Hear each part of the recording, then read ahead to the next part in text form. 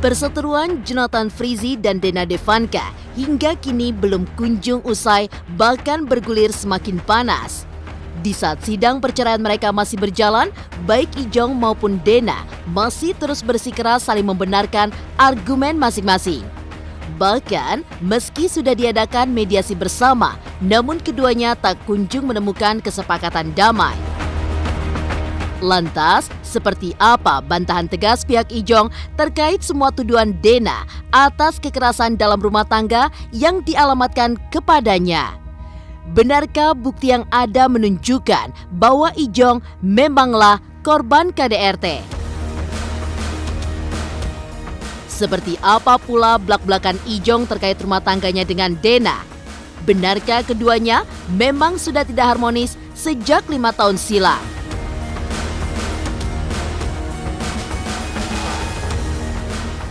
Di saat semua saling memanas, apa alasan Ijong justru meminta Dena untuk saling mencabut laporan kepolisian yang hingga kini masih terus berjalan?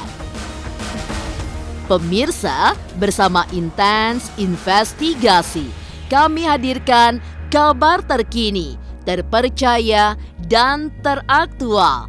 Tetapi sebelumnya, jangan lupa untuk like, subscribe, dan juga share channel YouTube ini.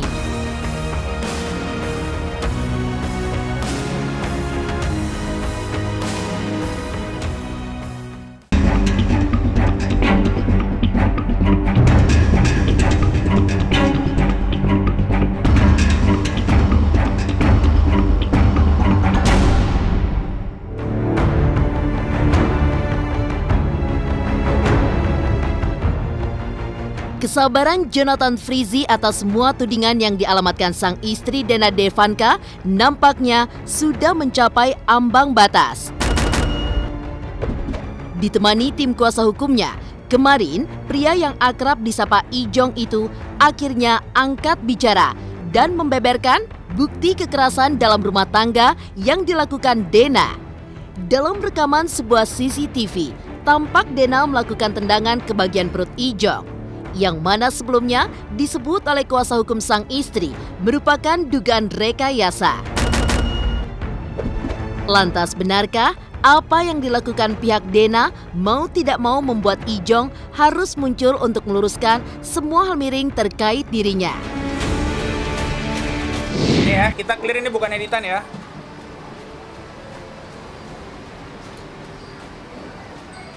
Oke, clear? Kayak gitu aja sekali. Lihat, Ini kondisinya baju udah robek ya? baju robek deh. Saya baru pertama kali konferensi pers karena opini-opini di luar sana kan udah banyak banget yang rancuh gitu, yang nggak sesuai. Jadi di sini saya dan tim-tim dari teman-teman pengacara mau mengklarifikasi. Saya pribadi dari dulu nggak pernah yang aneh-aneh gitu, nggak pernah mengumbar yang negatif-negatif, apalagi rumah tangga saya sekarang ini dipublikasikan ke media gitu. Jadi ini hal yang sangat terakhir banget yang seharusnya saya lakukan, tapi saya harus bertindak. Saya dilaporkan, saya yang dilaporkan loh ya, saya yang digugat. Dan yang paling sedih itu laporan polisi ditaruh di gugatan, yang artinya bisa diartikan sendiri itu untuk perbuatan anak. Sebenarnya tidak ada perjanjian seperti itu. Kita mau jadi co-parenting, mau baik-baik, mau jadi teman, jadi sahabat untuk anak-anak kita gitu loh. Saya dituduh apa yang tidak benar gitu, makanya saya fight. Hari Senin siang ke Polres setelah dipanggil ya untuk interview lanjutan ini ya. Sorenya preskon, nyebarin berita foto saya. Wah, itu tolong deh simpulin sendiri aja. Kan nggak bener dong. Kalau KDRT itu, kalau dia ngerasa itu KDRT, buktikan dong. Visum, lapor polisi. Ya. Jangan dia di publik gitu. Pada hari itu juga ya. Buktikan. Gitu. Kan dia di statementnya bilang, kuasa hukumnya bilang, ini bukan hal yang kita laporkan. Lah, aneh. Yang dilaporkan aja yang diungkapkan. Itu aneh. Jangan bermain playing victim. Seolah-olah jadi korban. Tuh. Masa si laki-laki mainnya sebagai korban. Ya. Jangan main di situ lah.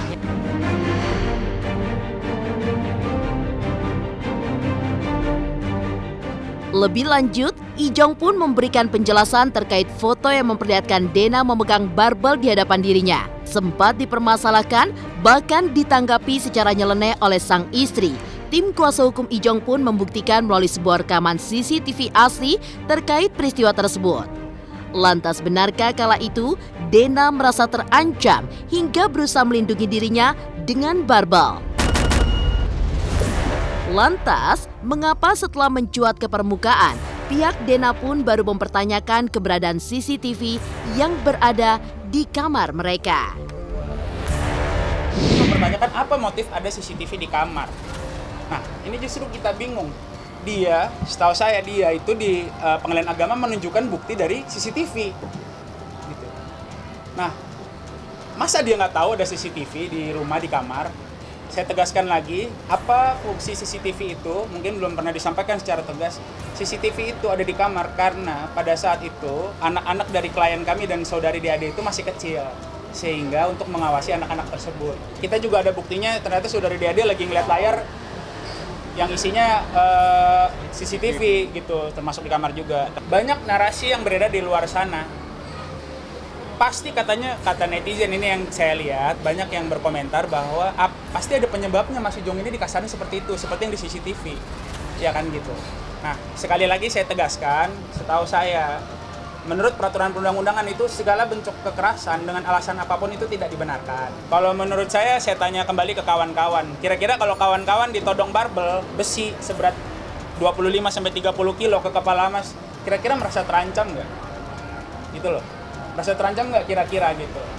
Dan dikatakan juga setahu saya waktu itu sempat diunggah di medsosnya dari saudari DAD bahwa ya kalau misalnya dilemparkan kepalanya nanti mukanya hancur gitu.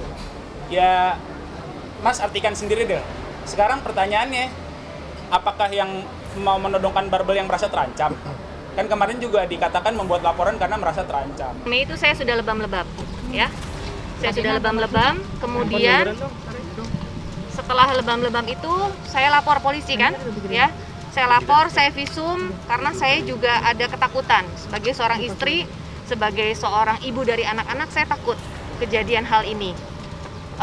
Saksi tentu ada, yaitu siapa?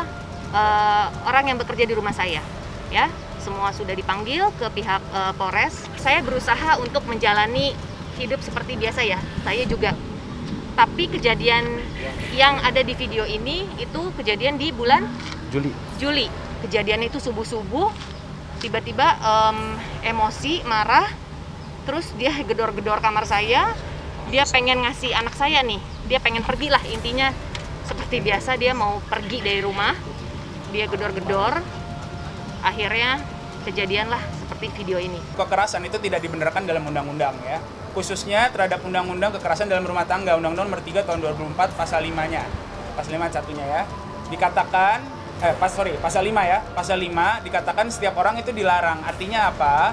Artinya maupun suami atau istri itu dilindungi oleh undang-undang. Bukti ini sudah kita serahkan ke kepolisian. Apa sih yang mau disampaikan? Ini terjadi tahun 2019 kan udah diakuin kan sama pihak dari saudari DAD kan.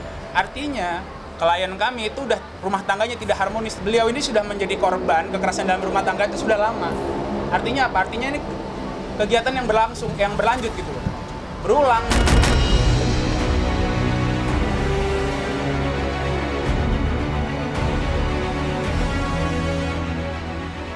Seperti apa blak-blakan Ijong terkait rumah tangganya dengan Dena?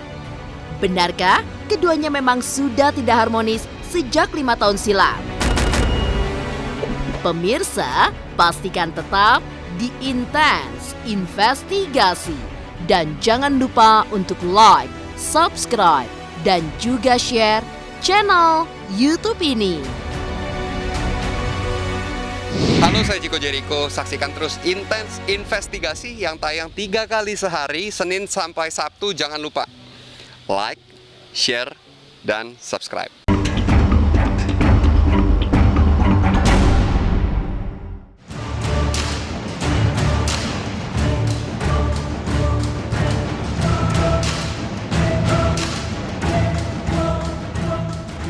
Jauh dari lubuk hatinya, Ijong mengaku bahwa ia tidak pernah ingin mengumbar apa yang terjadi dalam pernikahannya.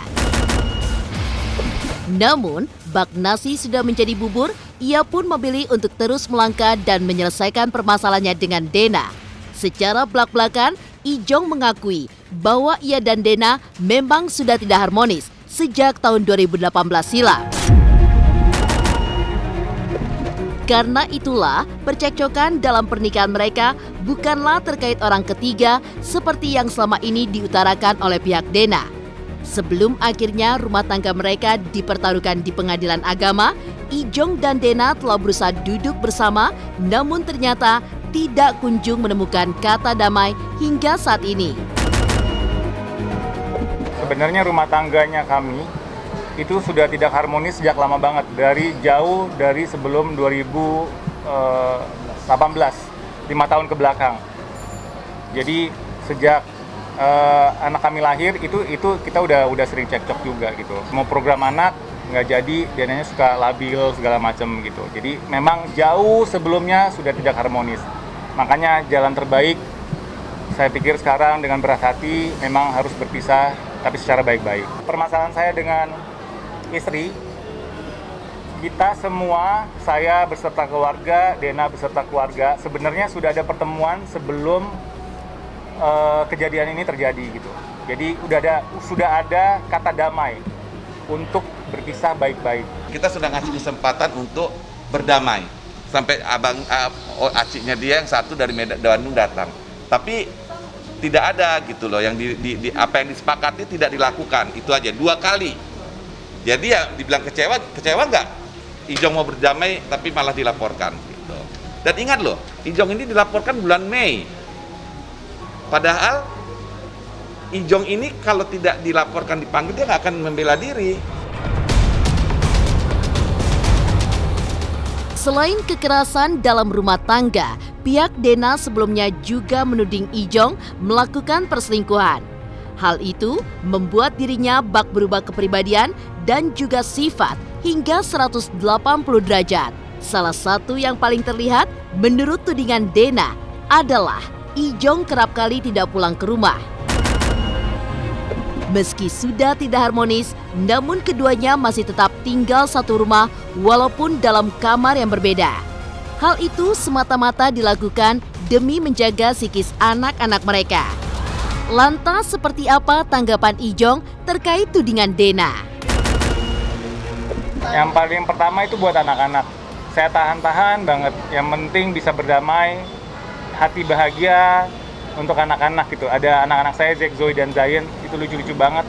Kasihan kalau saya nggak pulang, saya nggak bisa ketemu dong. 2 judul sebelumnya saya syuting di Puncak. Atau saya syuting di luar kota, banyak kan luar kota. Karena kan lagi PSBB, PPKM, jadi kita sewa satu tempat. Mungkin teman-teman juga tahu, kalau lokasi syutingnya sekarang aja, lokasi syuting cuma di Cibubur doang bolehnya, ya kan? Apalagi yang sebelumnya, pas lagi PSBB, PPKM, kita cuma ada di Puncak, cuma boleh di Bogor, satu tempat. Untuk selesai syuting aja bisa sampai subuh, gitu. Saya usahakan pulang karena ada anak-anak. Saya usahakan sekali pulang karena ada anak-anak. Karena anak yang paling kecil itu tidur sama saya, gitu. Jadi setiap saya pulang, selalu ditanya terus, saya jawab tanya terus, sampai menyinggung. Saya dicubit sekali 2-3 kali, akhirnya saya juga gerah kan gitu. Akhirnya terjadilah cekcok dan terjadi keributan. Saya sangat menghindari banget keributan yang ada anak. Nah sekarang ini sudah ada anak bisa menyaksikan, itu sangat disayangkan, makanya sekarang saya lebih baik menghindar. Sebenarnya gini ya, teman-teman, kejadiannya ini bukan yang pertama. Ya, kejadian bukan yang pertama. Di tahun 2019 juga sudah ada kejadian yang sudah ada yang pertama ya, dengan seorang wanita yang which is itu istri orang juga. Ya, jadi itu kejadiannya juga udah beberapa tahun yang lalu ya, dari 2016 ya setahu saya. Nah, itu ketahuan sama saya ada sampai 2019. Ya udah, bukan berkali-kali ya, saya nggak tahu sih yang ketahuan sama saya sih ada yang saat itu dan saat ini. Awal-awal saya masih suka telepon, anak dedek nyariin kamu nih, anak nyariin kamu. Terus awal-awal saya malah dibalikin, kamu jangan cari alasan deh, biar telepon saya, biar cari saya karena alasannya anak. Nah kayak gitu kan udah nggak sehat ya Mbak. Jadi lama-lama awal-awal saya, oh ya udah deh. Tapi lama-lama saya ya udah, akhirnya saya benar-benar kasih pengertian ke anak saya. udah jangan papa lagi sibuk, papa lagi kerja, gitu aja sih. Ya dulu udah kayak anak saja gitu, anak kita sendiri. Bagus ini, baik gitu, mereka bagus gitu, perhatian. Tapi hanya di 2 tahun terakhir ini aja.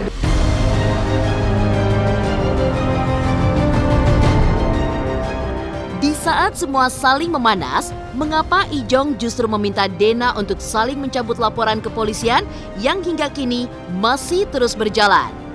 Benarkah menurutnya saat ini Dena dipanas-panasin oleh tim kuasa hukumnya? Pemirsa Intens Investigasi, jangan lupa untuk like, subscribe, dan juga share channel YouTube ini.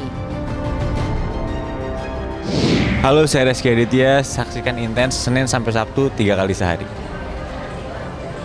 Thank you.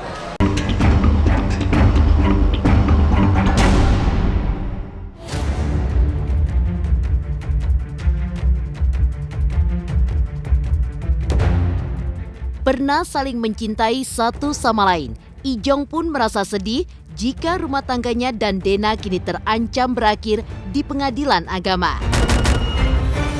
Namun, meskipun memang sudah ditakdirkan untuk berpisah, ia berharap permasalahannya dengan Dena selesai secara baik-baik demi anak-anak mereka.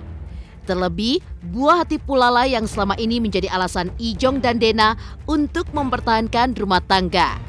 Meskipun akhirnya tetap harus kandas di pinggir jalan. Lantas, seperti apa pesan Ijong kepada Dena untuk menyikapi problematika mereka di hadapan anak-anaknya? Semoga juga nanti saya dan Dena bisa jadi orang tua yang baik buat anak-anak. Puji Tuhannya anak masih belum terlalu ngerti. Saya juga berharap dari pihak sana jangan sampai amit-amit mengajarkan anak-anak untuk membuat mereka ngerti kalau ada perselisihan ini gitu. Apalagi adalah beberapa kali kejadian itu yang sangat saya sesalkan. Nanti biar kedepannya juga kita baik-baik aja berpisah, baik-baik aja berkomitmen, sama-sama tarik laporan, sama-sama komitmen supaya anak-anak jangan diajarkan gitu aja. Saya ngerasa saya jadi dimanfaatkan. Mungkin bahasanya sebagai apa ya? Boleh nggak saya bilang saya jadi kayak kambing hitam ya? Ya. Jadi untuk menutupi segala sesuatunya, mungkin yang lagi heboh ini, menutupi kesalahannya dia ini, menutupi apa yang terjadi di Polres, saya akhirnya di blow up lah sedemikian rupa untuk menjatuhkan nama saya, untuk menghancurkan saya. Nah itu buat saya tuh kayaknya udah kasar banget ya. Berimbang lah, karena kan tujuannya juga ujung-ujungnya ya dua-dua terdakwa. Orang suami istri mereka berdua aja kok. Pasti yang terdakwa mereka dua, karena dua-dua punya visum.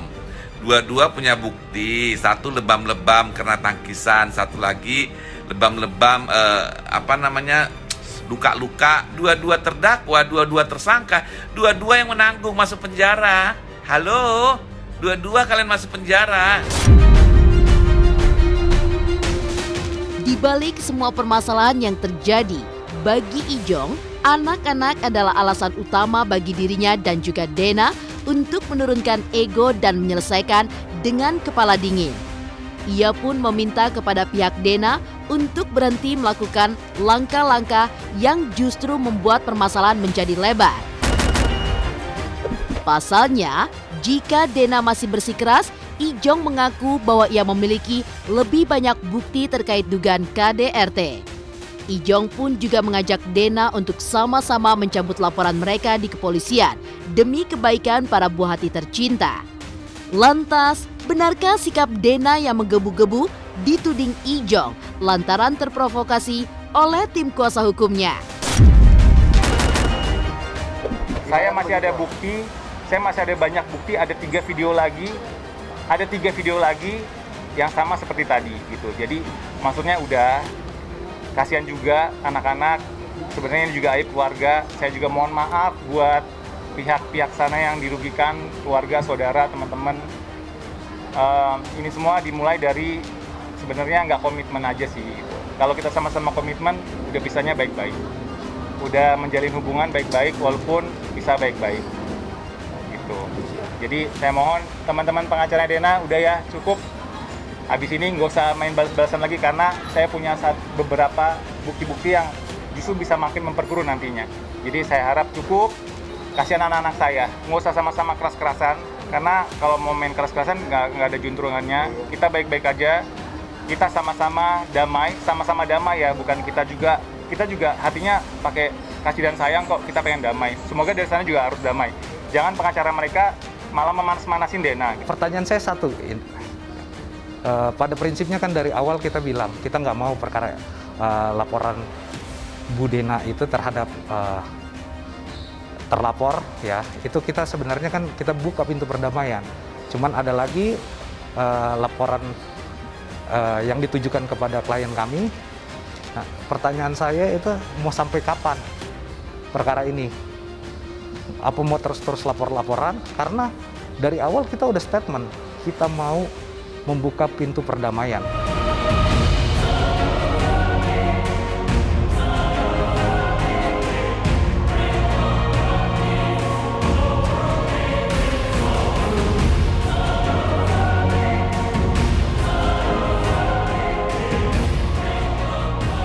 Demikian pemirsa, kabar terkini, terpercaya, dan teraktual yang kami hadirkan hari ini.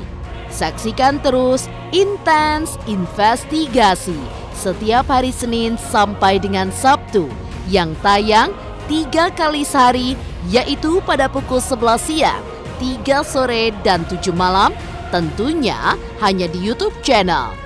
Dan pastikan jangan lupa untuk like, subscribe, share, dan juga komen channel Intens Investigasi.